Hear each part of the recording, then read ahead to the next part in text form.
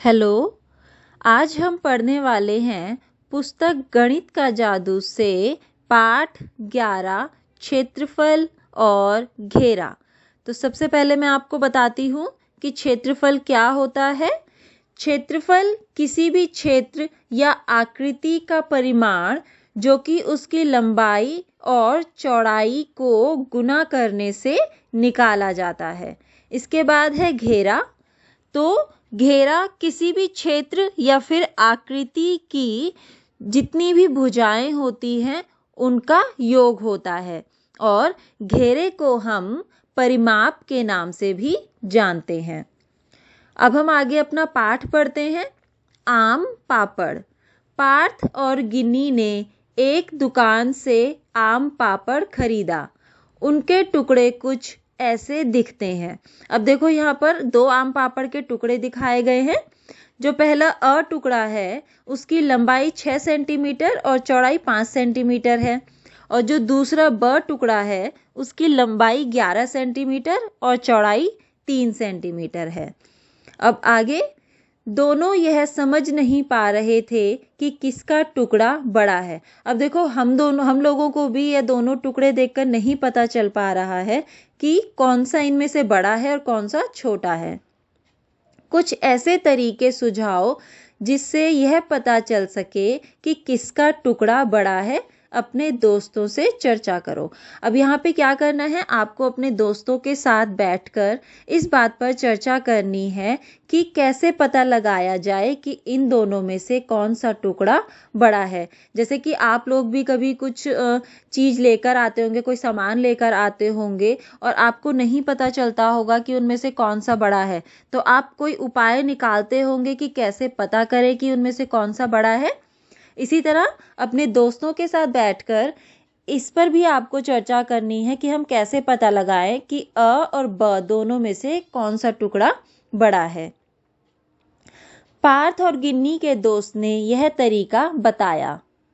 अब पार्थ और गिन्नी के जो दोस्त हैं उन्होंने यह तरीका बताया है। अ टुकड़े की लंबाई 6 सेंटीमीटर है, इसलिए इसकी लंबाई में 1-1 सेंटीमीटर के 6 वर्ग लगाए जा सकते हैं। अब देखो जो अ टुकड़ा है उसकी लंबाई 6 सेंटीमीटर है, तो उस पर 1 सेंटीमीटर के 6 वर्ग लगाए जा सकते हैं। फिर अ टुकड़े की चौड़ाई 5 सेंटीमीटर है, इसलिए इसकी चौड़ाई में 1-1 सेंटीमीटर के 5 वर्ग लगाए जा सकते हैं। इस पर कुल कितने वर्ग बनाए जा सकते हैं? तो ये हम पहले भी करना सीख चुके हैं कि जब भी हम किसी भी आकृति में वर्ग बनाते हैं तो हमें उसे एक एक कर नहीं गिनना है। उससे क्या होगा, हमारा समय ज़्यादा लगेगा।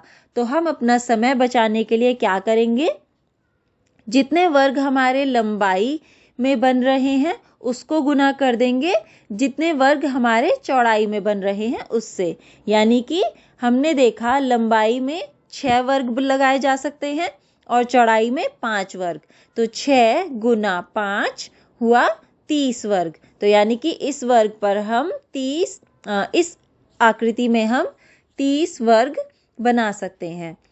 अब पूछा है कि इसलिए अ टुकड़े का क्षेत्रफल कितना होगा। तो क्योंकि अ टुकड़े के अंदर हम 30 वर्ग बना सकते हैं, तो इसलिए अ टुकड़े का क्षेत्रफल होगा 30 वर्ग सेंटीमीटर। अब यहाँ पे देखो ये चिड़िया कहती है सारे वर्ग गिनना तो बेवकूफ़ी है, बस गुना करो। जो कि मैंने आपको अभी बताया, हमने तो सारे वर्ग नहीं गिने, हमने क्या करा, लंबाई में जितने वर्ग थे उनको गुना कर दिया चौड़ाई में जितने वर्ग थे उससे। अब आगे है, इसी तरह ब टुकड़े का क्षेत्रफल पता करो। अब आपको क्या करना है, जैसे हमने अ टुकड़े में जो है वर्ग बनाए हैं, इसी तरह आपको ब टुकड़े में वर्ग बनाने हैं।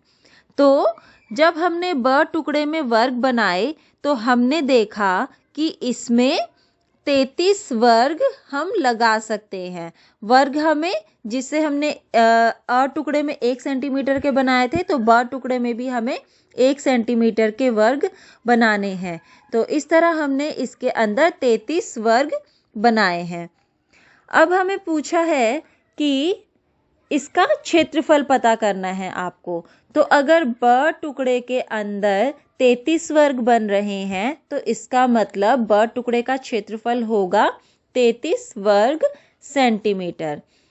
अब कहा है किसका टुकड़ा ज़्यादा बड़ा है, तो हमने देखा कि अ टुकड़े का जो क्षेत्रफल था वो 30 वर्ग सेंटीमीटर था और ब टुकड़े का क्षेत्रफल 33 वर्ग सेंटीमीटर है।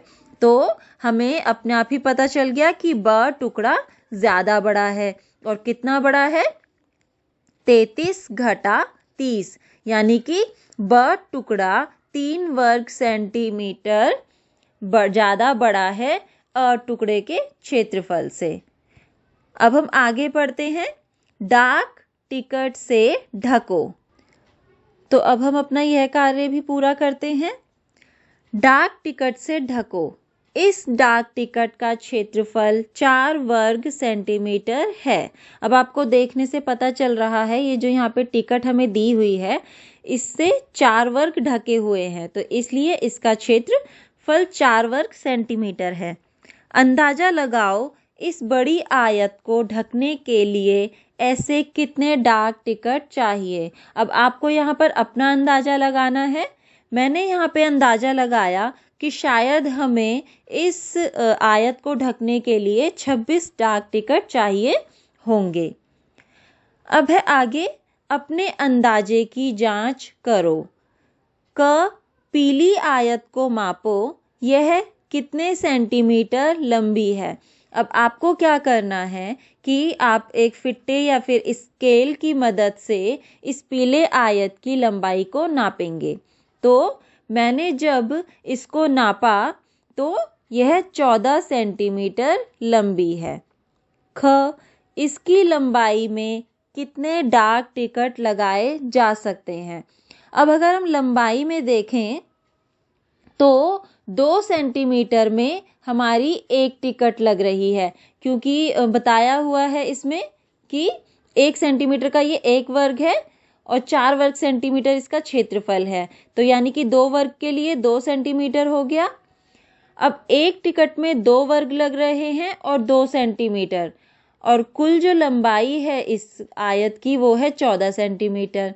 अब अगर 2 सेंटीमीटर में एक टिकट लग रही है तो 14 सेंटीमीटर में हमारी 7 डाक टिकट लगाए जा सकते हैं। अब है आयत की चौड़ाई कितनी है। अब आपको क्या करना है, इसकी चौड़ाई नापनी है। तो जब हमने इसकी चौड़ाई नापी तो आयत की चौड़ाई है 8 सेंटीमीटर। अब पूछा है घ इसकी चौड़ाई में कितने डाक टिकट लगाए जा सकते हैं। तो वही हमने देखा फिर से चौड़ाई में भी कि 2 सेंटीमीटर में एक टिकट लग रही है, यानी कि 2 वर्गों का इस्तेमाल हो रहा है एक टिकट में। तो 8 सेंटीमीटर में हम 4 टिकट लगा सकते हैं, यानी कि आयत की चौड़ाई में 4 टिकट लगाए जा सकते हैं। अब है पूरी आयत को ढकने के लिए कितने डाक टिकट की ज़रूरत पड़ेगी। इसके लिए हम अब क्या करेंगे, अब हम पहले बहुत सारे वर्ग बनाएंगे इसमें और 4-4 वर्गों से हम पता करेंगे कि कितनी टिकट लग सकती है, क्योंकि एक टिकट में आप देख रहे हो कि 4 वर्ग ढक रहे हैं। तो और दूसरा इसका एक तरीका ये है कि हमने देखा कि लंबाई में 7 टिकट लग रही हैं और चौड़ाई में 4 टिकट लग रही हैं। तो इस तरीके से इसका मतलब ये हुआ कि ये हमें कह रहे हैं इसका हमें क्षेत्रफल निकालना है। तो हम क्या कर देंगे, 7 गुना 4 यानी कि 28, और 28 इसमें क्या है, डाक टिकट लगेंगी। तो इस आयत के अंदर जो हैं कुल 28 डाक टिकट लगेंगी। अब पूछा है तुम्हारा अंदाजा कितना सही था, चर्चा करो। तो मैंने अंदाजा लगाया था कि इसके अंदर 26 डाक टिकट लग सकती है, लेकिन जब हमने इसको हल किया तो हमें पता चला कि इसके अंदर हम 28 डाक टिकट लगा सकते हैं। तो हम ये कह सकते हैं कि हमारा अंदाजा बिल्कुल सही तो नहीं था पर थोड़ा बहुत सही था, क्योंकि हम उसके आसपास ही हमने अंदाजा लगाया है। अब पूछा है आयत का कुल क्षेत्रफल कितना है। तो अब हमें आयत का क्षेत्रफल निकालना है। तो आयत का क्षेत्रफल हम कैसे निकालते हैं? लंबाई गुना चौड़ाई। तो लंबाई गुना चौड़ाई करेंगे हम यहाँ पर इसमें, और हमने देखा कि तो इसकी लंबाई हमने देखी थी 14 सेंटीमीटर और चौड़ाई थी 8 सेंटीमीटर।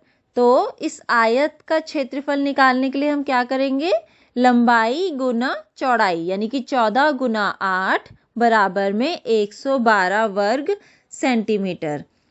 अब है आयत का परिमाप क्या है।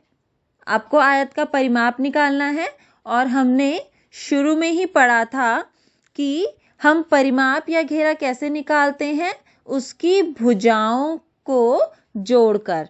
तो हम यहाँ पर इसको जोड़ेंगे, यानी कि हम 14 जमा 14 जमा 8 जमा 8 बराबर में 44 सेंटीमीटर। अब हमने दो दो बार क्यों जोड़ा?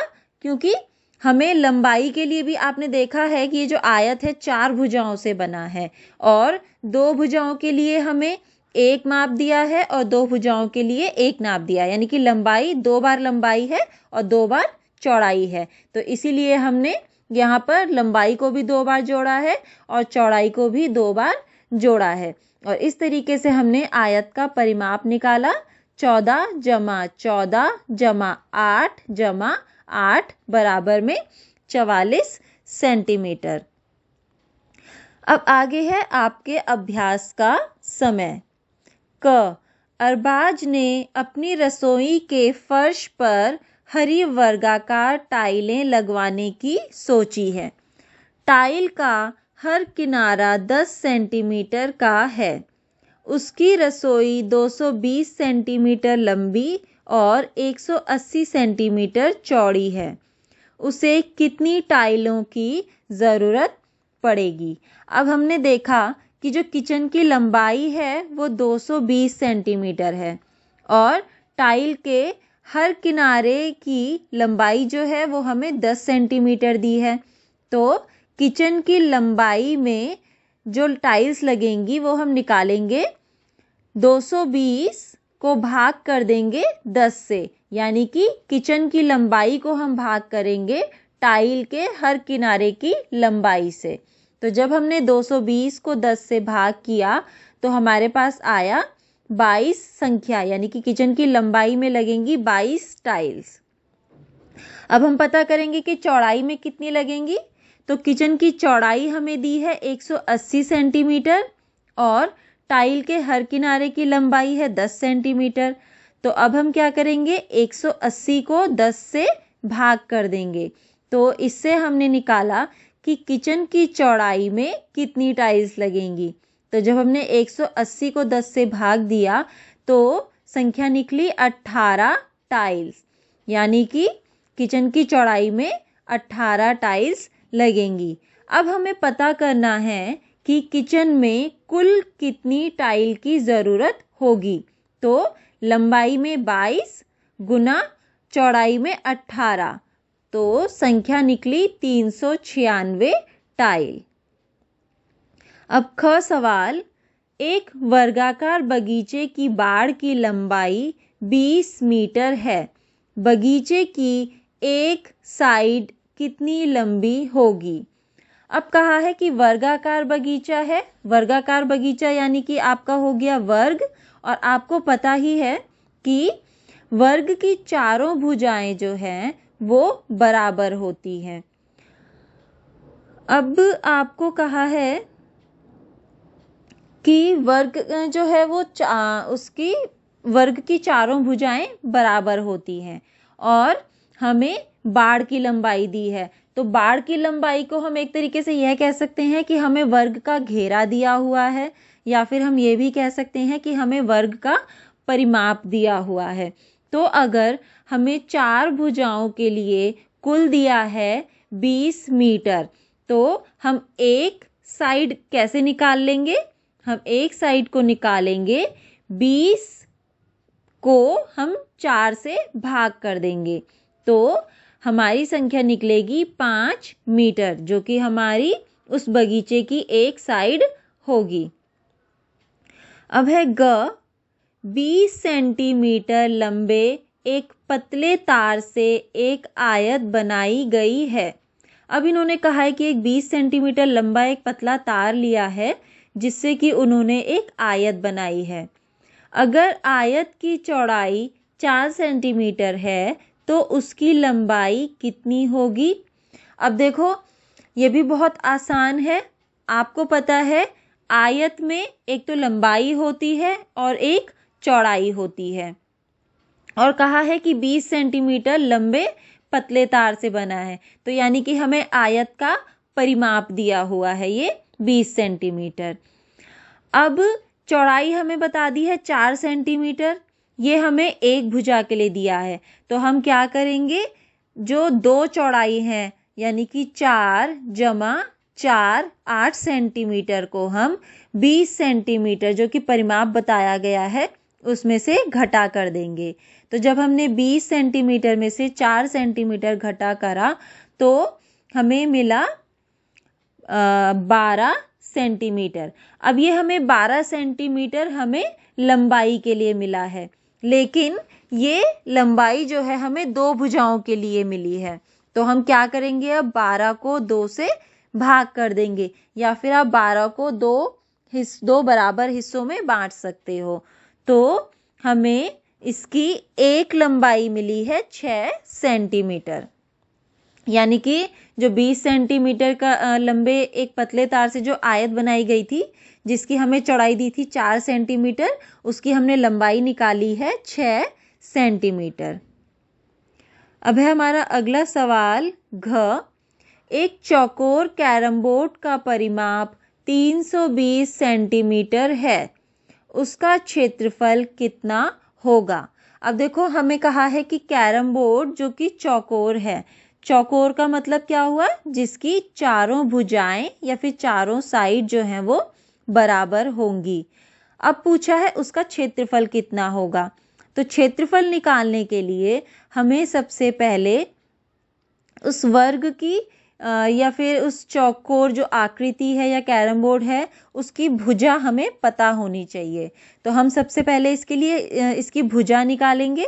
तो भुजा हम कैसे निकालेंगे, हमें कैरम बोर्ड का परिमाप दिया हुआ है 320 सेंटीमीटर। इसका मतलब हुआ कि जो कैरम बोर्ड की चारों भुजाएं हैं उसका योग है 320 सेंटीमीटर। तो अब हम एक भुजा की लंबाई निकालते हैं। तो हम क्या करेंगे, इसके लिए 320 को हम 4 से भाग कर देंगे, यानी कि 80 सेंटीमीटर। अब हमने क्या करा, कैरम बोर्ड की एक भुजा की लंबाई निकाल ली है 80 सेंटीमीटर। अब हम इससे उसका क्षेत्रफल निकालेंगे। तो कैरम बोर्ड का क्षेत्रफल निकालने के लिए भुजा गुना भुजा यानी कि 80 गुना 80। तो हमने क्षेत्रफल निकाला 6400 सेंटीमीटर, या फिर आप बोल सकते हो 6400 सेंटीमीटर। अब है इस तिकोनी टाइल जैसी कितनी टाइलें सफ़ेद डिजाइन में समा सकती हैं? अब इसके बाद देखो, आपको एक ये यहाँ पे हिंट दिया हुआ है, यह तिकोन सेंटीमीटर वर्ग का आधा है, यानी कि जो कि 1 सेंटीमीटर का जो हम वर्ग बनाते थे यह उस 1 सेंटीमीटर वर्ग का आधा है, जो कि यहाँ पे तिकोन टाइल बनाने के लिए इस्तेमाल हुआ है। तो हमने देखा कि जो आधी आधी टाइल्स, ये जो 4 आधी आधी टाइल्स हैं, तो अगर हम आधी आधी को जोड़ दें तो हमारे 2 वर्ग बन जाएंगे। उसके बाद हमने देखा कि बीच में एक वर्ग और बना हुआ है, या फिर अभी वर्ग नहीं, हम यहाँ पे टाइल्स को गिनेंगे। तो हमने देखा कि 4 टाइल्स, ये आधी आधी 4 तिकोन ये बने हुए हैं। बीच में जो एक वर्ग है इसमें 2 तिकोन बनेंगे, तो हमारी कुल हो गई 6 तिकोनी टाइल जो कि इस सफ़ेद डिजाइन में समा सकती हैं। अब पूछा है डिजाइन का क्षेत्रफल कितना वर्ग सेंटीमीटर है। तो हमें कहा था कि ये जो तिकोन है 1 सेंटीमीटर वर्ग का आधा है। तो अगर हम यहाँ पे चार जो त्रिकोण है इनको मिला दें तो ये हमारे 2 वर्ग बन जाएंगे और 1 वर्ग हमारा बीच में ये पहले से ही बना हुआ है। तो इस डिज़ाइन का क्षेत्रफल हो जाएगा 3 वर्ग सेंटीमीटर। अब है हमारा अगला कार्य 4 और 6 वर्ग सेंटीमीटर क्षेत्रफल वाले अपने डिज़ाइन बनाओ। अब देखो जैसे यहाँ पे 3 वर्ग सेंटीमीटर क्षेत्रफल का एक टाइल के डिज़ाइन बना है। अब आपको एक ऐसा डिज़ाइन बनाना है जिसका कि क्षेत्रफल 4 वर्ग सेंटीमीटर हो और 6 वर्ग सेंटीमीटर हो। तो यह कार्य आपको करना है अपने दोस्तों के साथ मिलकर। अब है हमारा सवाल। सान्या, आरुषि, मानव और कबीर ने ग्रीटिंग कार्ड बनाए। नीचे दी गई कार्डों की तालिका को पूरा करो। अब क्या है यहाँ पे देखो, ये जो 4 बच्चे हैं इन्होंने क्या करा है, ग्रीटिंग कार्ड बनाए हैं। अब आपको नीचे तालिका को पूरा करना है। किसका कार्ड, सबसे पहले यहाँ पे आप देखोगे कि 5 स्तंभ बने हैं जिसमें कि पहला है किसका कार्ड, जहाँ पे बच्चों के नाम लिखे हैं। फिर लिखा है लंबाई, जिसमें कि कार्ड की आप लंबाई लिखेंगे। फिर है लंबाई की कार्ड की चौड़ाई के लिए स्तंभ। फिर कार्ड के परिमाप के लिए स्तंभ और फिर कार्ड के क्षेत्रफल के लिए स्तंभ। तो सबसे पहले हम करते हैं सान्या का कार्ड देखते हैं, जिसकी लंबाई है 10 सेंटीमीटर और चौड़ाई है 8 सेंटीमीटर। तो हम इसका परिमाप निकालेंगे। तो परिमाप निकालने के लिए हम क्या करेंगे, 10 जमा 10 जमा 8 जमा 8। तो इस तरीके से हमने परिमाप निकाला 36 सेंटीमीटर। फिर हमें इसका क्षेत्रफल निकालना है। तो क्षेत्रफल होता है लंबाई गुना चौड़ाई। तो 10 गुना 8 80 वर्ग सेंटीमीटर। इसके बाद हम आते हैं मानव के कार्ड पे। तो हमें दी है यहाँ पे लंबाई दी हुई है और परिमाप दिया है। तो अब हम देखो इसको कैसे निकालेंगे। आपको पता है कि परिमाप जो है वो भुजाओं का योग होता है। तो अब हम इसमें से 44 सेंटीमीटर से क्या करेंगे, 11 सेंटीमीटर को 2 बारी जोड़ लेंगे, क्योंकि 2 बार लंबाई होती है हमारी एक आकृति में, 2 लंबाई होती है। तो 11 जमा 11 हो गया 22 सेंटीमीटर। तो अब हम 22 सेंटीमीटर को 44 सेंटीमीटर में से घटा कर देंगे। तो हमारे पास बचा 22 सेंटीमीटर। अब ये 22 सेंटीमीटर हमें 2 चौड़ाइयों के लिए मिला है। तो एक चौड़ाई के लिए हम क्या करेंगे, इसका आधा लिख देंगे, यानी कि मानव के कार्ड की चौड़ाई हुई 11 सेंटीमीटर। अब हमें क्षेत्रफल निकालना है। तो क्षेत्रफल हम निकालेंगे भुजा गुना भुजा से, यानी कि 11 गुना 11 121 वर्ग सेंटीमीटर। अब हम आते हैं आरुषि के कार्ड पर। तो आरुषि के कार्ड के लिए हमें लंबाई नहीं दी है, हमें चौड़ाई दी है 8 सेंटीमीटर। उसके बाद हमें परिमाप नहीं दिया है और हमें क्षेत्रफल दिया हुआ है 80 वर्ग सेंटीमीटर। अब हम यहाँ पे क्या करेंगे, इसका सबसे पहले हम लंबाई निकालेंगे। तो लंबाई निकालने के लिए, तो आरुषि के कार्ड की लंबाई निकालने के लिए हम इसके क्षेत्रफल यानी कि 80 वर्ग सेंटीमीटर को इसकी चौड़ाई यानी कि 8 सेंटीमीटर से भाग कर देंगे। तो हमें मिली 10 सेंटीमीटर आरुषि के कार्ड की लंबाई। अब हमें इसका परिमाप निकालना है। तो परिमाप निकालने के लिए हम क्या कर देंगे, 10 सेंटीमीटर जमा 10 सेंटीमीटर जमा 8 सेंटीमीटर जमा 8 सेंटीमीटर। तो परिमाप निकला 36 सेंटीमीटर। अब है कबीर के कार्ड की बारी। तो कबीर के कार्ड के लिए हमें लंबाई नहीं दी है, चौड़ाई भी नहीं दी है, हमें परिमाप दिया हुआ है 40 सेंटीमीटर और क्षेत्रफल दिया हुआ है 100 वर्ग सेंटीमीटर। तो कबीर के कार्ड के परिमाप से हम सबसे पहले क्या करेंगे, कबीर के कार्ड की जो है एक भुजा निकालेंगे। तो हमें पता है कि कार्ड की 4 भुजाएं हैं। तो हम क्या करेंगे, 40 को यानी कि उसके परिमाप को 40 सेंटीमीटर को 4 से भाग कर देंगे। तो हमें मिली उसकी लंबाई 10 सेंटीमीटर। अब यही इसकी चौड़ाई भी होगी, या फिर आप दूसरे तरीके से ये निकाल सकते हो कि हमें पता है कि भुजा गुना भुजा से हम क्षेत्रफल निकालते हैं, या फिर लंबाई गुना चौड़ाई से हम क्षेत्रफल निकाल सकते हैं। तो हमें यहाँ पे क्षेत्रफल दिया है और एक भुजा की हमें लंबाई पता है, हमें चौड़ाई निकालनी है, तो हम क्या करेंगे, क्षेत्रफल को लंबाई से भाग कर देंगे। तो जब हमने 100 को 10 से भाग किया तो हमें मिला 10 सेंटीमीटर, जो कि कार्ड की चौड़ाई है। अब हम आगे बढ़ते हैं। मेरी बेल्ट सबसे लंबी। एक मोटा कागज का टुकड़ा लो जिसकी लंबाई 14 सेंटीमीटर और चौड़ाई 9 सेंटीमीटर हो। आपको क्या करना है, एक मोटा कागज का टुकड़ा लेना है जिसकी लंबाई 14 सेंटीमीटर होनी चाहिए और चौड़ाई 9 सेंटीमीटर होनी चाहिए। तुम एक पुराना पोस्ट कार्ड भी इस्तेमाल कर सकते हो। अब आप इसके लिए एक पुराना पोस्ट कार्ड भी इस्तेमाल कर सकते हो, क्योंकि आप लोगों ने देखा होगा जो पोस्ट कार्ड होता है वो एक मोटे कागज से बना होता है। बस आपको क्या करना है, लंबाई और चौड़ाई का ध्यान रखना है कि लंबाई 14 सेंटीमीटर और चौड़ाई 9 सेंटीमीटर हो। अब कहा है कि इसका क्षेत्रफल कितना है, इसका परिमाप क्या है। तो सबसे पहले हम इस मोटे कागज का क्षेत्रफल निकालेंगे। तो क्षेत्रफल निकालने के लिए लंबाई गुना चौड़ाई, यानी कि 14 गुना 9, तो इसका क्षेत्रफल निकला 126 वर्ग सेंटीमीटर। अब हमें इसका परिमाप निकालना है। तो परिमाप के लिए हम 2 बार लंबाई को जोड़ेंगे और 2 बार चौड़ाई को जोड़ेंगे। तो 14 जमा 14 जमा 9 जमा 9, तो परिमाप निकला 46 सेंटीमीटर।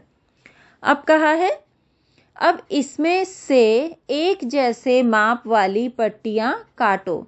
अब आपको क्या करना है, इस कार्ड में से या फिर उस मोटे कागज में से आपको एक ही नाप की पट्टियां काटनी है। उसके बाद उस पट्टियों को काटने के बाद टेप का प्रयोग करते हुए इन पट्टियों को जोड़कर बेल्ट बनाओ। जैसे देखो यहाँ पे इस फोटो में भी दिखाया हुआ है कि पहले एक पट्टी लेनी है, फिर दूसरी पट्टी को उसमें उसके टेप से जोड़ देना है, फिर तीसरी पट्टी को भी आप टेप से जोड़ोगे।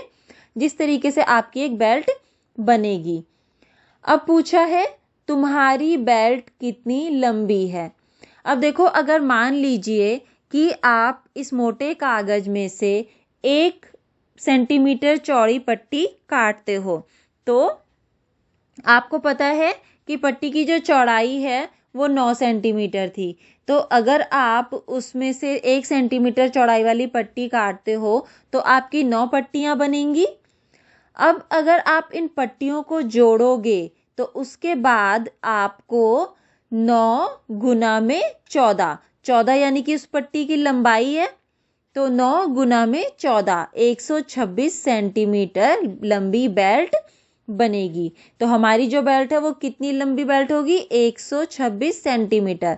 लेकिन ये तब होगी अगर हम पट्टी की चौड़ाई 1 सेंटीमीटर रखते हैं और 1 सेंटीमीटर वाली 9 पट्टियां काटते हैं। तो अगर आप पट्टियों को और पतला करते हो या फिर उसको चौड़ा करते हो और आपकी पट्टियों की संख्या अलग है, तो उससे आप पट्टी की लंबाई अलग तरीके से निकालोगे।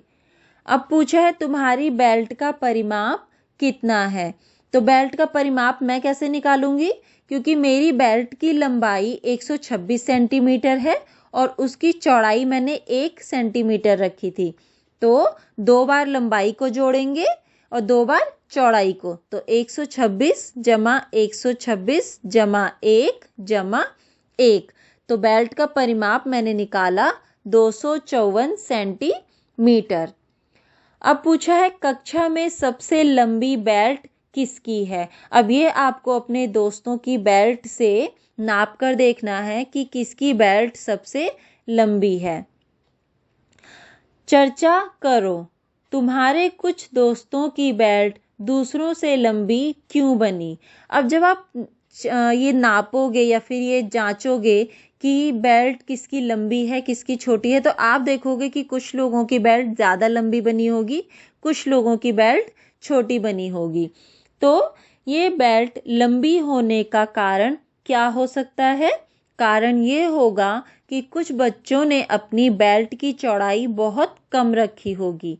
अगर बेल्ट की चौड़ाई कम होगी तो उस वजह से ज़्यादा पट्टियाँ बनेंगी, और अगर पट्टियाँ ज़्यादा होंगी तो बेल्ट भी उससे फिर ज़्यादा लंबी बनेगी। अब पूछा है, क्या तुम्हारी बेल्ट का कुल क्षेत्रफल पोस्ट कार्ड के क्षेत्रफल के बराबर है? तो हाँ, जब हमने अपने मोटे उसका कागज का क्षेत्रफल निकाला था तो हमने देखा था कि 126 वर्ग सेंटीमीटर था। फिर जब हमने बेल्ट का क्षेत्रफल निकाला तो मेरी बेल्ट की लंबाई 126 सेंटीमीटर और चौड़ाई 1 सेंटीमीटर है, तो उसका क्षेत्रफल जब मैंने निकाला तो वो निकला 126 सेंटीमीटर। तो इसका मतलब हुआ कि दोनों का क्षेत्रफल बराबर है। और दोनों का क्षेत्रफल बराबर इसमें पूछा है क्यों है? क्योंकि दोनों की जो लंबाई है वो बराबर है, इसलिए। और लंबाई बराबर है और चौड़ाई में हमने उसी चौड़ाई से हमने क्या करा है, पट्टियाँ बनाई है, इसलिए। आगे है, अगली बार ज़्यादा लंबी बेल्ट बनाने के लिए तुम क्या करोगे? तो ये हमने आगे पढ़ लिया है। अभी हम अगर मान लीजिए हमने देखा कि हमारे दोस्त की बेल्ट हमसे ज़्यादा लंबी है, तो हमें ये भी पता चलेगा कि उसकी बेल्ट की जो पट्टी है वो हमारी पट्टी से कम चौड़ी होगी। तो इसलिए हम क्या करेंगे, अगली बार ज़्यादा लंबी बेल्ट बनाने के लिए अपनी बेल्ट की पट्टी को बहुत ही पतला रखेंगे, जिससे कि बेल्ट बहुत लंबी बनेगी। अब है, यह बेल्ट हाथी के लिए है। अब देखो ये बच्चे ने क्या करा, क्योंकि उसकी बेल्ट बहुत लंबी बनी थी तो उसने कहा कि यह बेल्ट हाथी के लिए है। अब आगे है, देखो मैं पोस्ट कार्ड में से निकल सकता हूँ। मैंने बिना पट्टियाँ काटे एक फंदा तैयार किया है। अब यहाँ पे देखो ये बच्चा है, इसने क्या करा है, पोस्ट कार्ड में से पट्टियाँ नहीं बनाई, मतलब उसको कागज को बिना काटे बिना कुछ करे उसने पट्टियाँ नहीं बनाई और फिर भी उसने एक फंदा बनाया जिससे कि वो उसमें से निकल सकता है। पहेली, पोस्ट कार्ड में से निकलना। क्या तुम पोस्ट कार्ड काटने का कोई ऐसा तरीका सोच सकते हो जिससे कि तुम उसमें से निकल सको? फोटो देखो, बहुत सोचने के बाद अभी भी अगर जवाब नहीं सूझा तो इसका उत्तर आगे ढूंढो। अब आपको क्या करना है, एक पोस्ट कार्ड लेना है और देखना है कोई ऐसा तरीका कि बिना पट्टियाँ काटे आप उसको इस तरीके से अंदर उसका एक ऐसा फंदा बनाओ कि जिससे आप उसके अंदर से निकल सको। अब आपको ये सोचना है, अगर आप सोच पाते हो तो ठीक है, नहीं तो आगे हमें इसका उत्तर मिलेगा फिर। अब है, हर तरफ लोग ही लोग। सबसे पहले यहाँ पे देखो कि चिड़िया कहती है, अगर गणित का जादू की 4 किताबों को एक कतार में लगाएं तो उस कतार की लंबाई 1 मीटर 9 सेंटीमीटर होगी। अब हम आगे पढ़ते हैं, हर तरफ लोग ही लोग। क, तुम यह खेल एक मैदान में खेल सकते हो। 1 वर्ग मीटर के 2 वर्ग बनाओ। आपको क्या करना है, 1 वर्ग मीटर के 2 वर्ग बनाने हैं। अपनी कक्षा को 2 भागों में बांट लो, हम खेलने के लिए तैयार हैं। अब आपकी कक्षा में जितने भी छात्र हैं या जितने भी बच्चे हैं, आप उनको क्या करोगे, 2 भागों में बांट लोगे। अपनी अपनी टोली में करके देखो। अब सबने क्या करना है, जो 2 भागों में बांटे हैं, यानी कि 2 टोलियां जो बनी हैं, आप इसको ग्रुप भी कह सकते हो, समूह भी कह सकते हो, टोली भी कह सकते हो। तो अपने अपने समूह में ये करके देखना है। सबसे पहले, तुम में से कितने 1 वर्ग मीटर में बैठ सकते हो? तो अब क्या करना है, इसमें ये देखना है कि 1 वर्ग मीटर में कितने बच्चे बैठ सकते हैं। तो यह आप अपने दोस्तों के साथ या अपने भाई बहनों के साथ भी यह खेल आप खेल सकते हो। आपने क्या करना है, सबसे पहले 1 वर्ग मीटर वाले 2 वर्ग बनाने हैं। फिर आप जितने भी बच्चे हो उनको 2 भागों में आप बांट दोगे, 2 समूह में बराबर बराबर बांट दोगे। फिर आपको देखना है कि उस वर्ग के अंदर आप कितने बच्चे बैठ सकते हो। जो 1 वर्ग मीटर है उसमें आप कितने बैठ सकते हो। तो मैं यहाँ पे अंदाजा लगाती हूँ कि 3 बच्चे बैठ सकते हैं। अब पूछा है उसमें कितने खड़े हो सकते हैं। तो ये आपने देखा होगा कि जब हम बैठते हैं तो हम ज़्यादा जगह का इस्तेमाल करते हैं, लेकिन जब हम खड़े होते हैं तो खड़े होने में कम जगह का इस्तेमाल होता है। तो अगर 3 बैठ सकते हैं तो हम ये कह सकते हैं कि खड़े 4 बच्चे हो सकते हैं उतनी ही जगह में। तो हम यहाँ पे लिखेंगे उसमें 4 बच्चे खड़े हो सकते हैं। अब पूछा है कौन सी टीम ज़्यादा बच्चों को अपने उस वर्ग में खड़ा कर सकी, कितने बच्चे। अब आपने जो 2 समूह बनाए हैं आपने उनमें देखना है कि उस वर्ग में कौन सा समूह ज़्यादा बच्चों को खड़ा कर पाया है और कितने बच्चे खड़े हुए हैं। तो जिस वर्ग में ज़्यादा बच्चे होंगे वो आप यहाँ पे लिख दोगे और कितने बच्चे खड़े हुए हैं वो आप लिखोगे। फिर पूछा है कौन सी टीम ज़्यादा बच्चों को अपने वर्ग में बिठा पाई और कितने बच्चे। अब आपने यही फिर से देखना है कि दोनों समूहों में से कौन से समूह ज़्यादा बच्चों को 1 वर्ग मीटर में बिठा पाई है और कितने बच्चों को बिठाया है, वो संख्या आप यहाँ पर लिखोगे। आगे है ख, अपनी कक्षा के फर्श की लंबाई को मीटर में नापो, चौड़ाई भी नापो। अब आपको क्या करना है, यहाँ पे अपने कक्षा, यह कार्य आपको करना है। मैं जो यहाँ पे आपको हल करके बताऊंगी वो एक अंदाजे से बताऊंगी, क्योंकि आप लोग कितने बच्चे हो वहाँ पर वो आपको पता है, उसको आप हल करोगे। मैं यहाँ से आपको एक अंदाजे से उदाहरण देके हल करवाऊंगी। अब जैसे यहाँ पे पूछा है कि कक्षा के फर्श की लंबाई और चौड़ाई आपको नापनी है, तो आपकी कक्षा का जो फर्श है वो आपको पता होगा, उसकी लंबाई या चौड़ाई आप नाप कर लिखेंगे। पर यहाँ पर मैं आपको उदाहरण देके यह हल करवाऊंगी। तो हमने यहाँ पे मान लीजिए जब मैंने नापा तो जो ये कक्षा का फर्श है उसकी लंबाई 10 मीटर और चौड़ाई भी है 10 मीटर। अब पूछा है तुम्हारी कक्षा के फर्श का क्षेत्रफल क्या है। तो फर्श का क्षेत्रफल मैं निकालूंगी लंबाई गुना चौड़ाई से। तो 10 गुना 10 100 वर्ग सेंटीमीटर, 100 वर्ग मीटर, क्योंकि हमें मीटर में नापना है तो 100 वर्ग मीटर। अब पूछा है तुम्हारी कक्षा में कितने बच्चे हैं। तो यहाँ पे आपको आपकी कक्षा में कितने छात्र हैं वो आप यहाँ पे लिखेंगे। तो मान लीजिए कि कक्षा में 50 बच्चे हैं। अब इसलिए 1 वर्ग मीटर में कितने बच्चे बैठ सकते हैं। तो अब हमें क्या निकालना है, हमें निकालना है कि 1 वर्ग मीटर में कितने बच्चे बैठ सकते हैं। तो ये हम कैसे निकालेंगे, कुल बच्चों की जो संख्या है उसको हम भाग कर देंगे फर्श के क्षेत्रफल से। तो मैंने यहाँ पे एक अंदाजा बताया था कि कुल बच्चों की संख्या है 50 और फर्श का क्षेत्रफल मैंने निकाला 100। तो 50 को 100 से जब भाग किया तो आया 1/2 बच्चे, यानी कि जो 1 वर्ग मीटर है उसमें आधे बच्चे बैठ सकते हैं। अब पूछा है कि तुम्हें क्या लगता है अगर आराम से घूम फिर पाना चाहें तो 1 वर्ग मीटर में कितने बच्चे होने चाहिए। तो अगर हम 1 वर्ग मीटर में 2 बच्चों को रखें, यानी कि जो उसको बैठ भी पाएँ, घूम फिर भी पाएँ, आराम से बैठ सकें, खड़े हो सकें, तो हमें लगता है कि 1 वर्ग मीटर में हमें 2 बच्चों को ही रखना चाहिए। अब है, क्या तुम सोच सकते हो कि 1 किलोमीटर का वर्ग कितना बड़ा होगा, उसका क्षेत्रफल कितना वर्ग किलोमीटर होगा।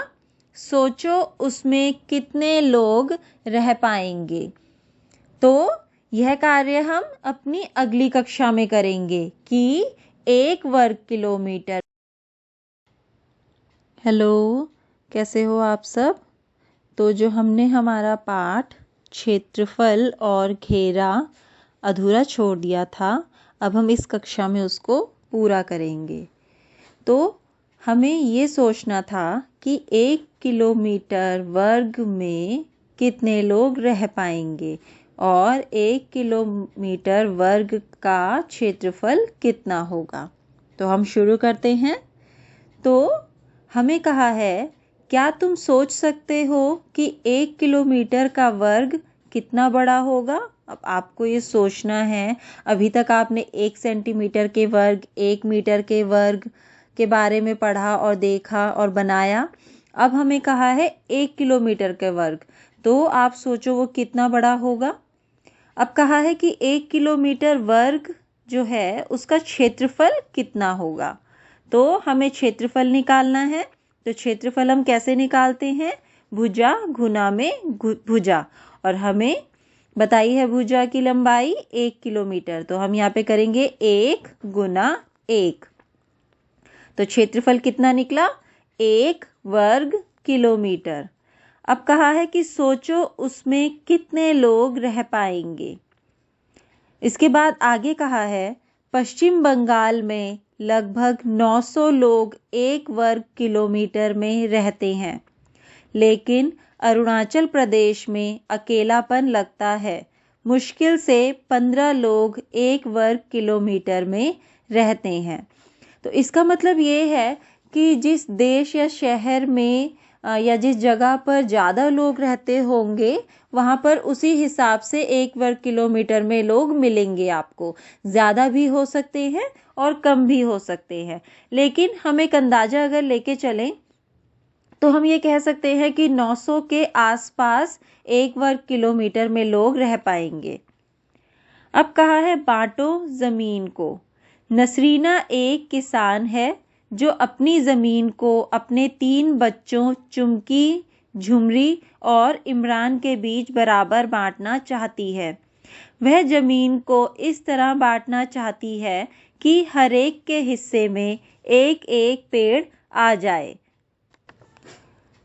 अब हमें ज़मीन को बांटना है और कहा है उसकी ज़मीन कुछ इस तरह दिखती है। अब देखो, हमें ये एक पूरी ज़मीन दी है और इस ज़मीन को हमें 3 बराबर हिस्सों में बांटना है, और बांटते वक्त यह ध्यान रखना है कि हर एक हिस्से में एक एक पेड़ आना चाहिए। यहाँ पर हमें 3 पेड़ दिए हुए हैं। अब इसके लिए हमें क्या करना पड़ेगा? हमें ज़मीन का क्षेत्रफल देखना होगा कि ज़मीन का क्षेत्रफल कितना है। तो सबसे पहले हमने लंबाई की लाइन में जब देखा तो 1, 2, 3, 4, 5, 6, 7, 8, 9, 10, यानी कि लंबाई में हमने देखा कि 10 वर्ग बने हुए हैं। अब हम चौड़ाई में गिनेंगे तो 1, 2, 3, 4, 5, 6, 7, 8, 9। तो अब हम इस तरह क्या करेंगे, सबसे पहले इस जमीन का क्षेत्रफल निकालेंगे। तो लंबाई गुना चौड़ाई, यानी कि 10 गुना 9 तो हुए 90, यानी कि इस जमीन के अंदर जो है कुल वर्ग है और इस जमीन का क्षेत्रफल होगा 90 वर्ग। अब हमको इसमें क्या करना है? हमें 3 बच्चों में बांटना है। तो 90 को हम 3 से भाग कर देंगे तो आए 30 वर्ग, यानी कि हमें एक बच्चे को इस 90 वर्गों में से 30 वर्ग देने हैं, यानी कि हर एक बच्चे के हिस्से में 30 वर्ग आएंगे। अब 30 वर्ग देते समय हमें यह भी ध्यान रखना है कि हर एक बच्चे के हिस्से में 30 वर्ग के साथ साथ एक पेड़ भी होना चाहिए। अब आपको क्या करना है इस जमीन में? ये तो मैंने आपको बता दिया कि हर एक के हिस्से में 30 वर्ग आएंगे। अब आपको इस पूरी जमीन को इस तरीके से 3 हिस्सों में बांटना है। आपका ये कार्य है, आप इसको पूरा करेंगे ध्यान से। आपको क्या करना है? हर एक हिस्से में 30 वर्ग लेने हैं और एक पेड़ लेना है। किसी भी हिस्से में 2 पेड़ नहीं होने चाहिए या फिर कोई भी हिस्सा ऐसा नहीं होना चाहिए जिसमें कि एक भी पेड़ ना हो। तो आपको सिर्फ और सिर्फ एक ध्यान रखना है कि 3 हिस्से बराबर बनाएंगे आप, जिसमें कि 30 वर्ग होंगे और एक पेड़ होगा। अब कहा है, क्या तुम जमीन को बराबर हिस्सों में बांट सकते हो? करके दिखाओ, कैसे बांटोगे? याद रखो कि हर एक को एक पेड़ मिलना चाहिए। हर बच्चे की जमीन को अलग रंग से रखो। तो हमने यहाँ पर इसको बराबर हिस्से में बांट दिया है। बराबर हिस्से में कैसे बांटा है? हर एक के हिस्से में 30 वर्ग और एक पेड़। अब आपने जिस तरीके से यहाँ पर 3 हिस्से जब आप बांट लोगे तो हर एक के हिस्से में आपको क्या करना है? अलग अलग रंग से उसको भरना है। अब हम आगे बढ़ते हैं। अगर इस चित्र में बने हर छोटे वर्ग को 1 वर्ग मीटर के बराबर मान लिया जाए तो हर बच्चे के हिस्से में कितनी जमीन आएगी? तो हमने देखा था कि हर एक बच्चे के हिस्से में 30 वर्ग आए थे और हमें कहा है कि अगर हर एक वर्ग 1 वर्ग मीटर के बराबर हो तो हर बच्चे के हिस्से में कितनी जमीन होगी? तो होगी 30 वर्ग सेंटीमीटर। अब कहा है, चुमकी, झुमरी और इमरान को बाड़ लगाने के लिए तार चाहिए। किसको बाड़ के लिए सबसे ज़्यादा तार की ज़रूरत होगी? अब जब आपने ज़मीन को 3 हिस्सों में बांटा होगा तो हर एक का जो हिस्सा होगा उस हिस्से में जितनी भी भुजाएं होंगी आपको क्या करना है? उन भुजाओं की लंबाई नापनी है और आपको उन भुजाओं को नापना है और जितनी भी भुजाएं हैं उस आकृति में, यानी कि उस जो जमीन का हिस्सा आपने बच्चों को दिया है उस जमीन के हिस्से में, उस जमीन के हिस्से से जो आकृति बनी है और उस आकृति की जितनी भी भुजाएं हैं उन भुजाओं को आप स्केल या फिट्टे से नापेंगे और फिर उनको जोड़ देंगे। अगर मान लीजिए कि आपकी आकृति में 4 भुजाएं हैं और चारों भुजाओं को जब आपने नापा तो वो 5 सेंटीमीटर है, तो 5 सेंटीमीटर को आप 4 बार जोड़ देंगे और हो जाएगा 20 सेंटीमीटर। ये मैंने आपको एक उदाहरण दिया है, लेकिन आपको इस कार्य को सही से करना है। और सही से आप कैसे करेंगे? तो जब आपने जमीन को बांटा है 3 हिस्सों में तो हर एक का हिस्सा आप लेंगे, उस एक हिस्से में जो आकृति बनी है उस आकृति की भुजाओं को स्केल से नापकर आप उसको हर भुजा को नापकर हर भुजा को जोड़ेंगे और फिर जब आप जोड़ दोगे तो वही उनको बाड़ के लिए उतनी तार की ज़रूरत पड़ेगी।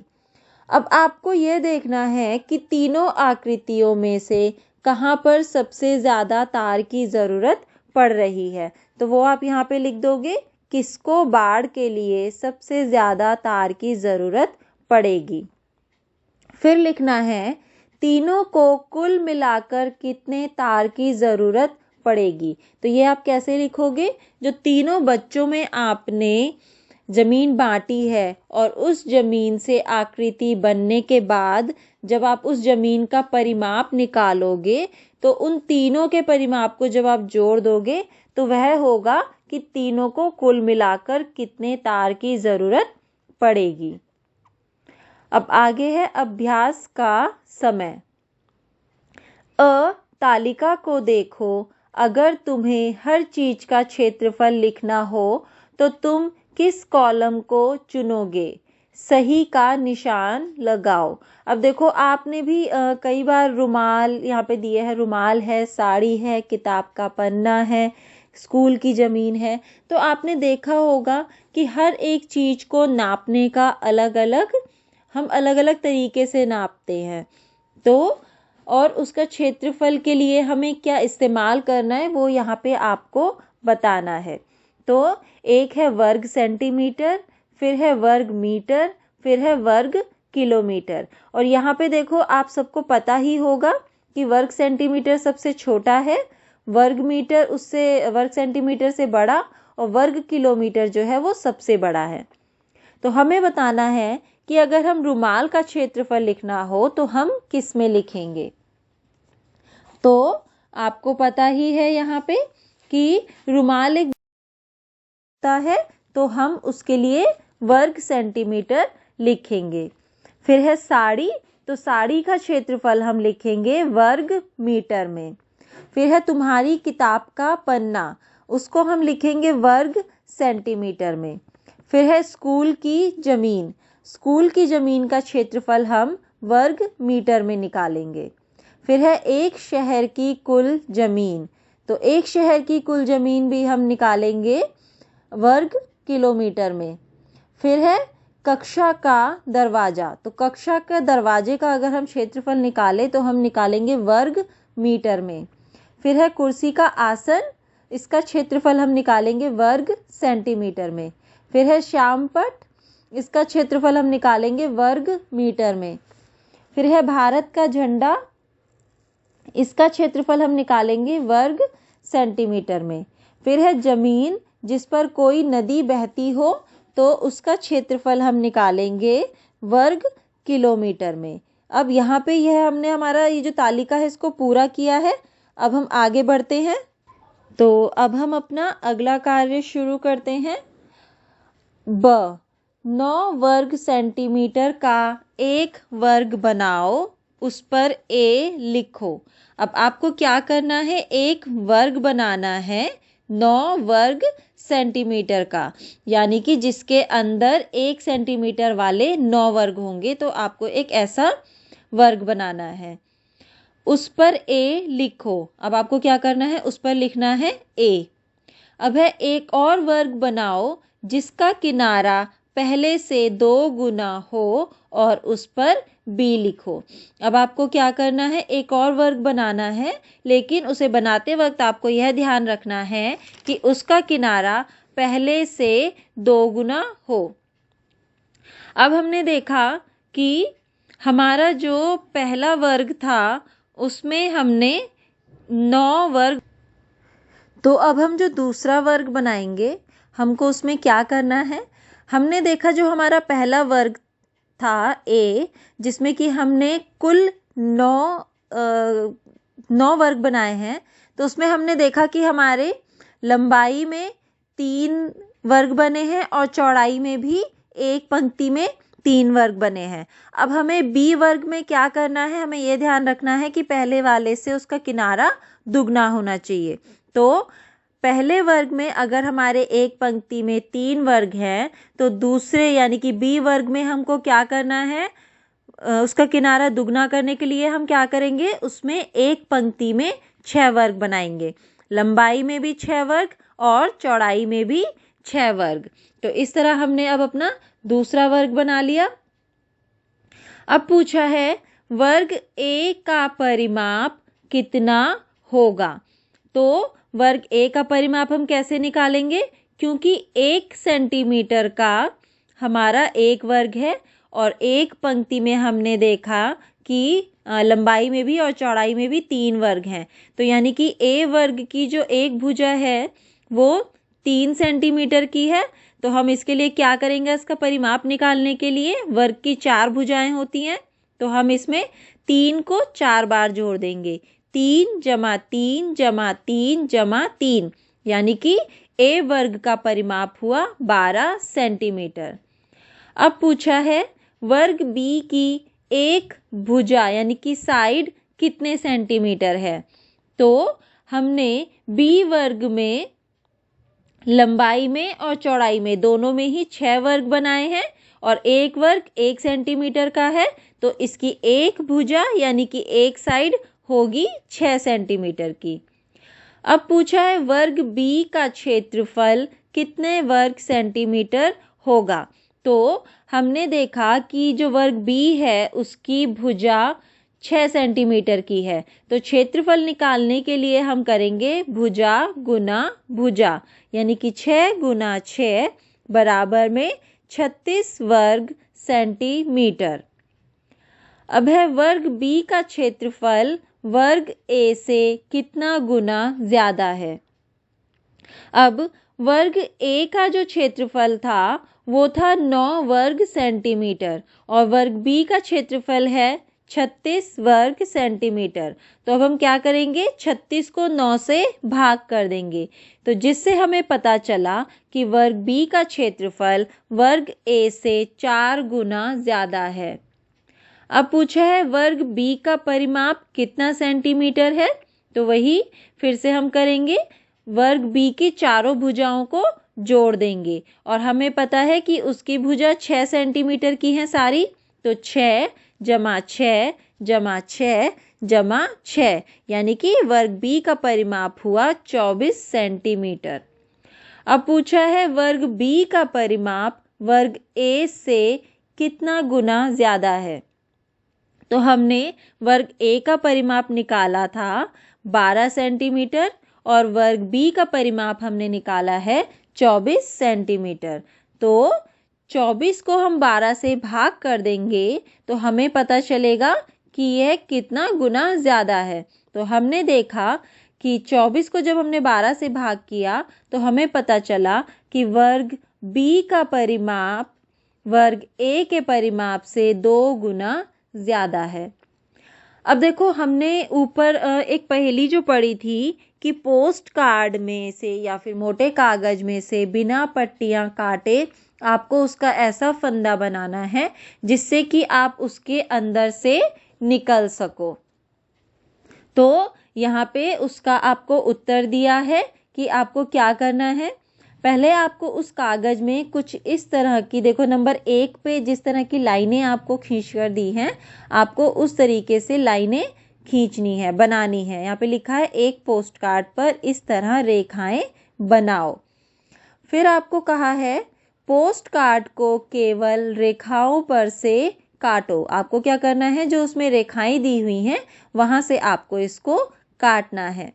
फिर जब आप ये कर लोगे तो नंबर 3 पर जिस तरीके का एक फंदा बना हुआ है इस तरीके का आपका यह कागज बन जाएगा जिससे कि आप इसमें से निकल सकते हो। अब आपको कहा है तो क्या तुम इसमें से निकल सकते हो, तो हाँ हम इसमें से निकल सकते हैं। अब है आगे, क्या तुम्हें इस फंदे का क्षेत्रफल पता है। तो इस फंदे का क्षेत्रफल आप कैसे निकालोगे, आपको पता है हमने पहले जो है वो कागज का क्षेत्रफल निकाला था, वही इसका क्षेत्रफल होगा।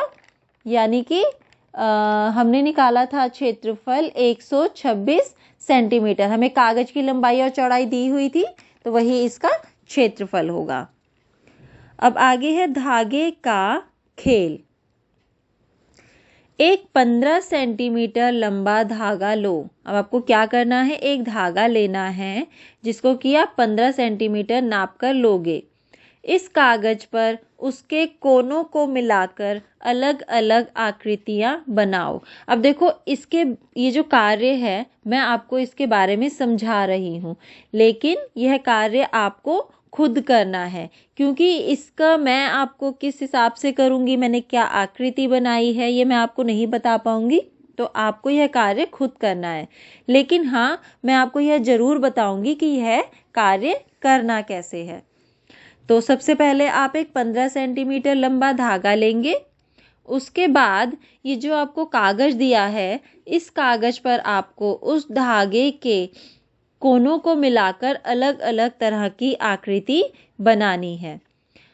फिर आकृति बनाने के बाद आपको क्या करना है, आपको पूछा है किस आकृति का क्षेत्रफल सबसे बड़ा है और कितना है। तो आपको क्या करना है, जितनी भी आपने आकृतियां बनाई हैं उनमें आप देखोगे कि सबका आकृति में से जितनी भी आपने आकृतियां बनाई हैं जिसका क्षेत्रफल आप सबका क्षेत्रफल निकालोगे और जिसका क्षेत्रफल ज़्यादा होगा वो आप यहाँ पर लिखोगे। और क्षेत्रफल आप कैसे निकालोगे आपको पता ही है, हमने पहले भी सीखा है कि वर्गों वाली जो ग्रिड होती है या कागज होता है हम क्षेत्रफल कैसे निकालते हैं, हम वर्गों को गिनकर क्षेत्रफल निकालते हैं। यानी कि उस आकृति में कितने वर्ग आपके बने हुए हैं। तो जो पूरे वर्ग बने होंगे सबसे पहले आप उनको गिनोगे, फिर जो आधे से ज़्यादा वर्ग उसमें ढके हुए होंगे उनको आप गिनोगे। तो जो आधे से ज़्यादा ढके हुए वर्ग होंगे उनको भी आप 1 के रूप में गिनेंगे। फिर जो आधे ढके हुए वर्ग होंगे उनको आप गिनोगे, और आधे ढके हुए वर्ग को आप किस तरह गिनोगे, अगर मान लीजिए आपके 2 आधे वर्ग ढके हैं तो उनको आप 1 गिनेंगे, अगर मान लीजिए 4 आधे वर्ग ढके हैं तो उनको आप 2 गिनोगे। तो इस तरीके से आप उस आकृति के अंदर के वर्गों की गिनती करोगे। जिस आकृति में सबसे ज़्यादा वर्ग होंगे उस आकृति का क्षेत्रफल सबसे ज़्यादा होगा। फिर आपको पूछा है कि उस आकृति का परिमाप कितना है।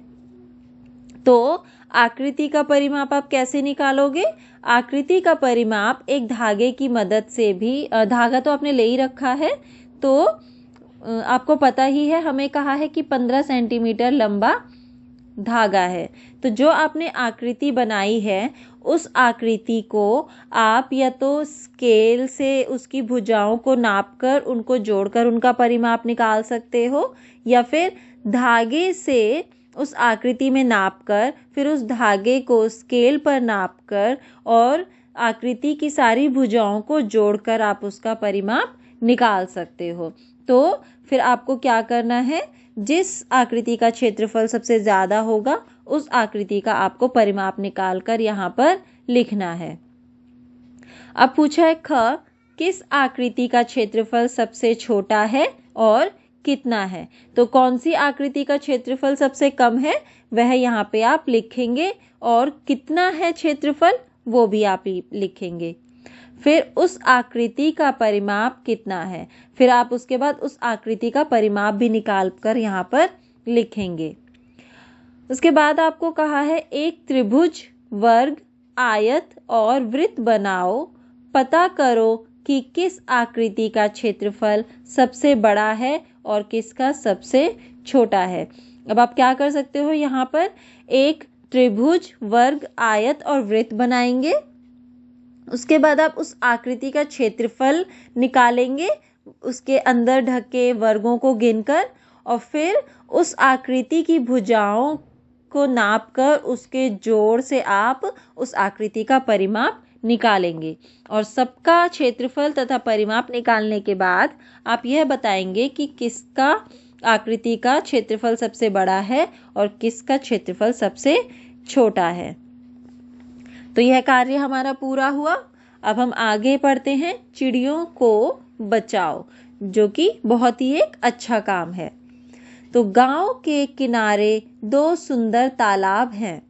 इन दोनों ही तालाबों में लोग नौका विहार करने और पिकनिक के लिए आते हैं।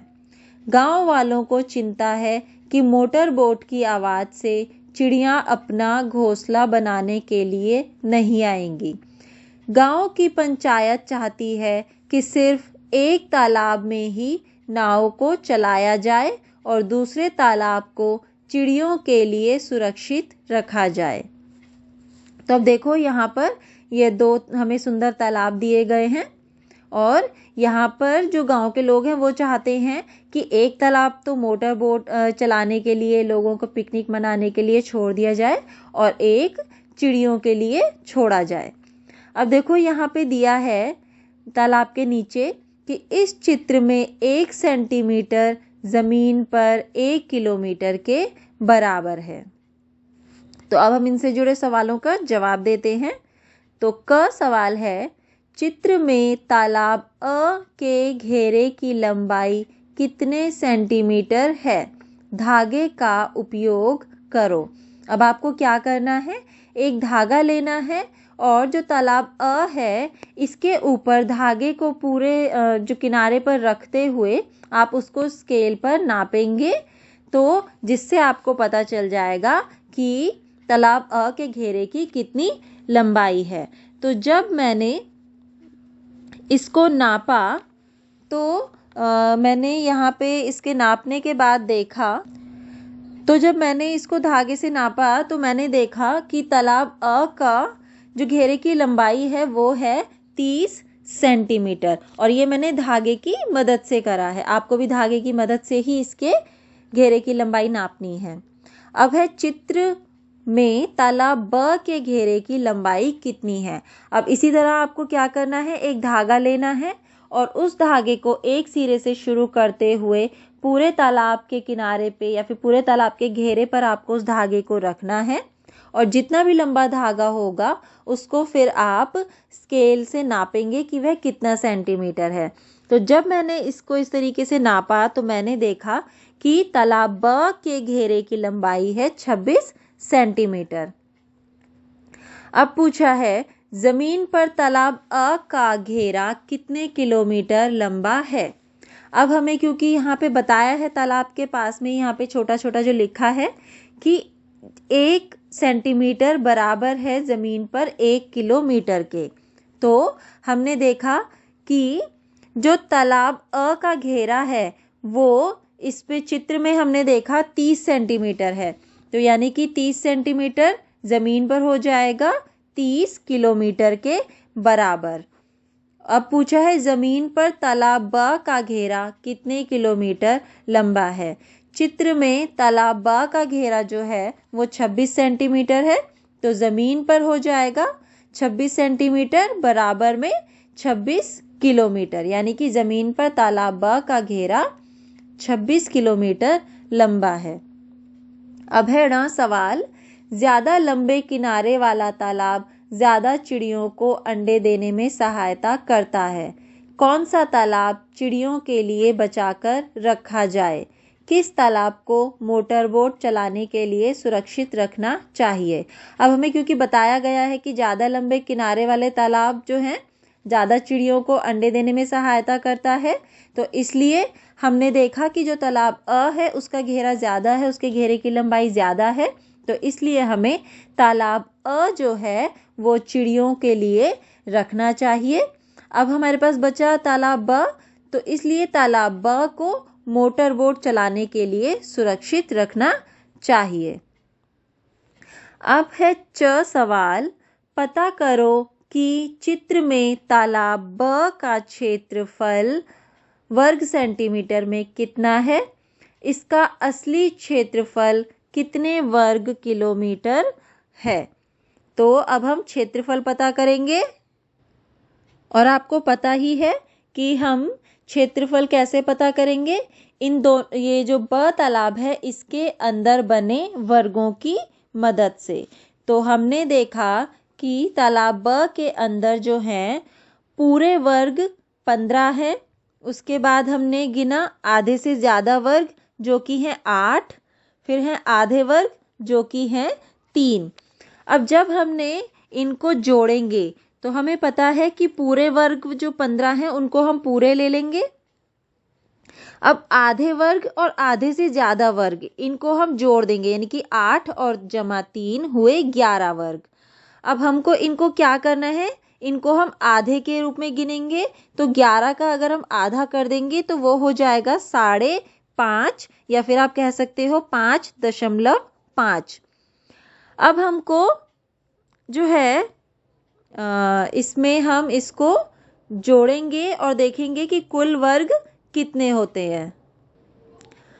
यहाँ पे गलती हो गई है हमसे, हमें यहाँ पे क्या करना है, जो हमारे पूरे वर्ग हैं 15 उनको हम पूरा जोड़ेंगे 15, उसके बाद जमा करेंगे हम जो कि आधे से ज़्यादा वर्ग हैं 8। जो आधे से ज़्यादा वर्ग होते हैं उनको भी हम पूरे वर्ग के रूप में ही गिनते हैं, तो इसलिए 15 जमा 8 जो कि हो गए 23 वर्ग। अब हमें आधे वर्गों को जोड़ना है, आधे वर्ग हैं हमारे 3, तो ये 3 है तो इनको हम क्या करेंगे, इनको हम 1.5 वर्ग के रूप में गिनेंगे, 1.5 कह सकते हो या फिर हम 1 और आधा कहेंगे, इसको हम 1.5 भी कहेंगे।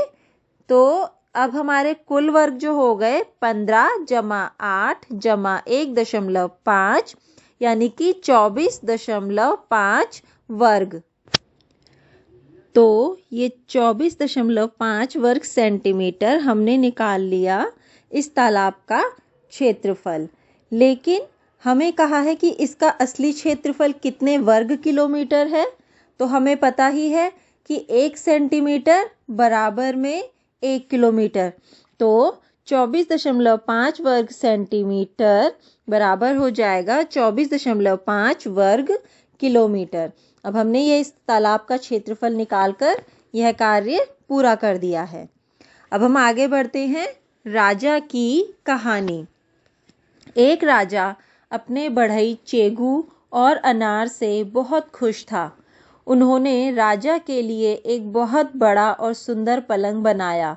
खुश होकर राजा चेगू को कुछ भूमि देना चाहता था और कुछ सोना अनार को। तो अब देखो यहाँ पर यह पलंग भी दिखाया हुआ है साइड में फोटो में, जो कि उसने बनाया है और वो कितना खुश भी लग रहा है फोटो में देख के। अब देखो यहाँ पे राजा कहता है, चेगू जितनी जमीन इस 100 मीटर तार से घेर सको वह तुम्हारी है। इसका मतलब हुआ कि राजा ने क्या करा, चेगू को 100 मीटर की तार दी और कहा कि तुम जितनी भी जमीन इससे घेर लो वो तुम्हारी हो जाएगी। अब चेगू बहुत खुश था। उसने 100 मीटर तार लिया और अलग अलग आयतें बनाई। उसने 10 मीटर गुना 40 मीटर की आयत बनाई। इसका क्षेत्रफल 400 वर्ग मीटर था।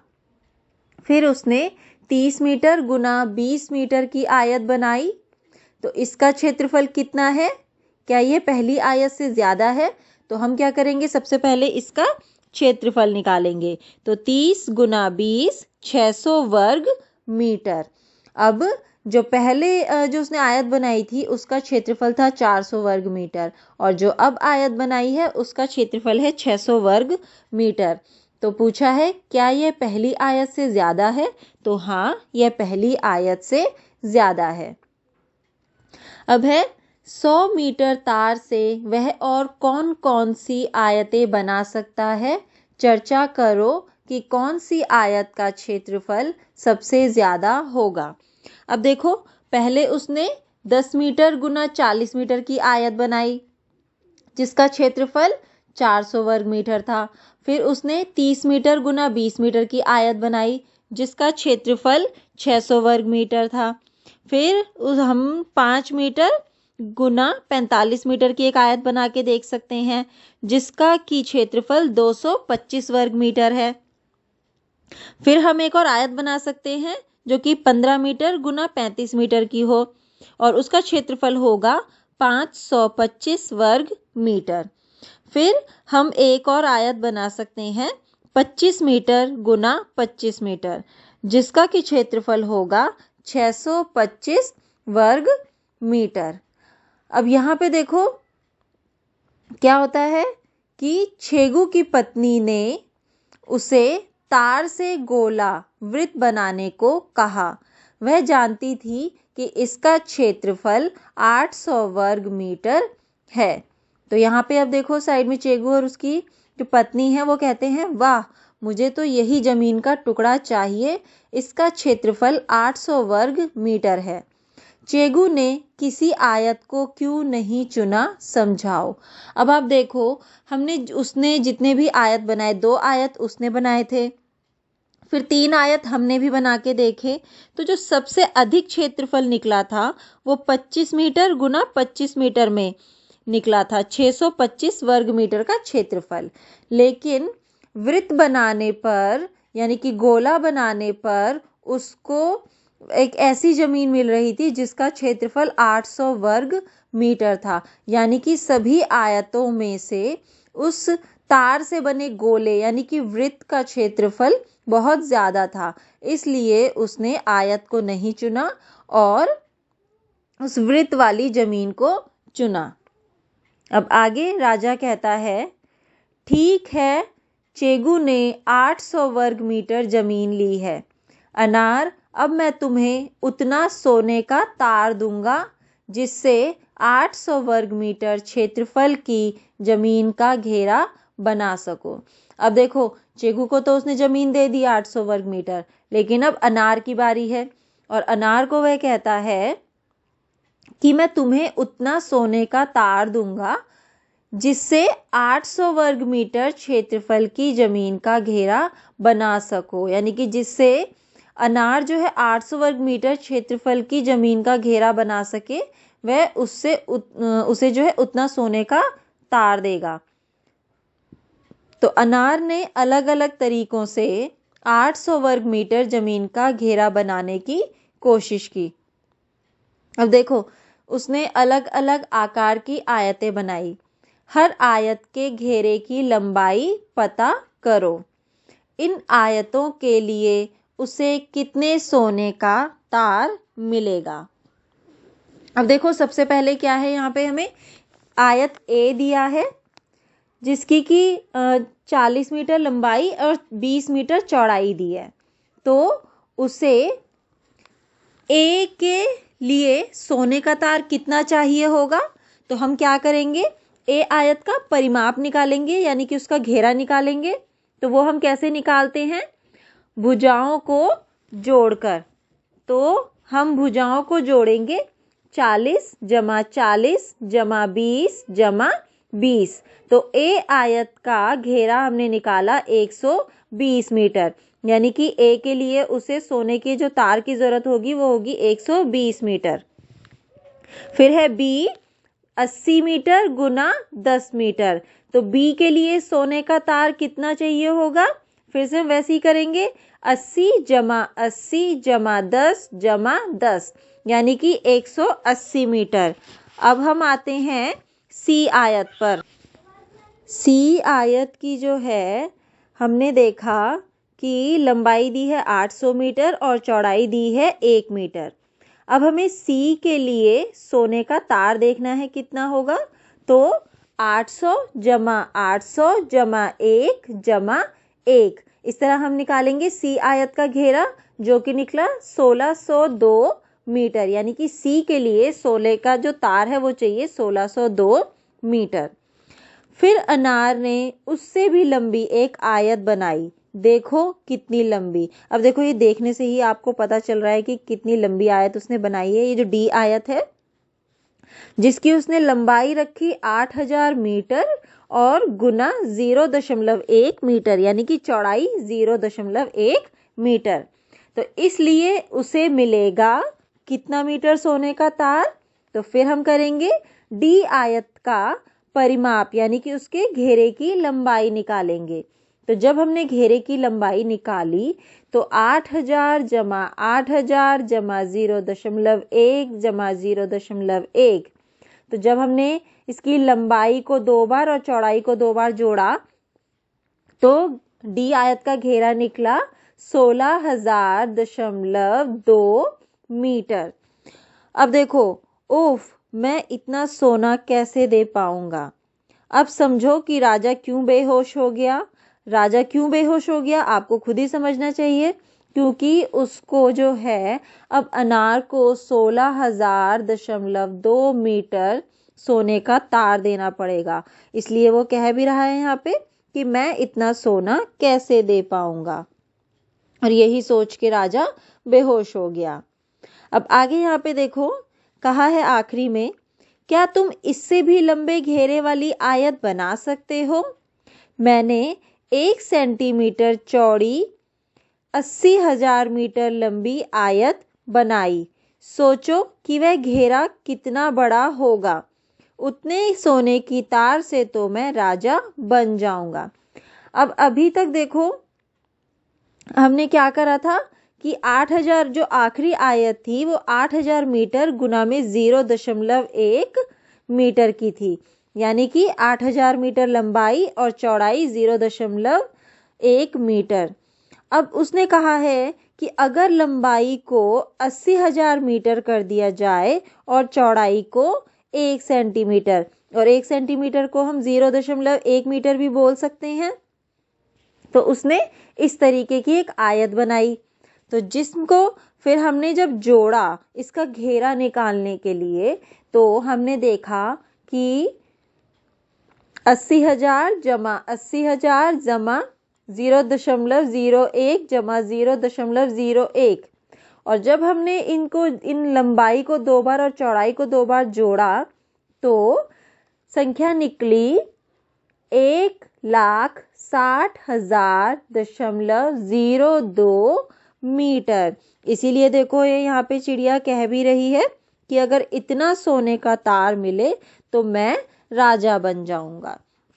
अब देखो ये पाठ जो है बहुत ही अच्छा है, बहुत ही अच्छा है, मज़ेदार है। बहुत सारी चीज़ें सीखी हमने कि हम कैसे परिमाप निकालते हैं, कैसे क्षेत्रफल निकालते हैं, कैसे घेरा निकालते हैं। और हमने ये भी देखा कि हम किसी भी चीज़ को जो है कहाँ पे हम टाइल्स का कितनी टाइल्स हमने लगानी है वो हमने देखा है यहाँ पर। इस पार्ट में हमने बहुत सारी चीज़ें सीखी हैं, तो बहुत सारे खेल भी सीखे हैं और हमने इसमें, तो इन सब को आपको अच्छे से दोहराना है, समझना है और जो कार्य मैंने आपको दिए हैं वो आपको पूरे करने हैं। तो यहाँ पर हमारा ये पाठ पूरा होता है और मिलते हैं हम लोग अपनी अगली कक्षा में।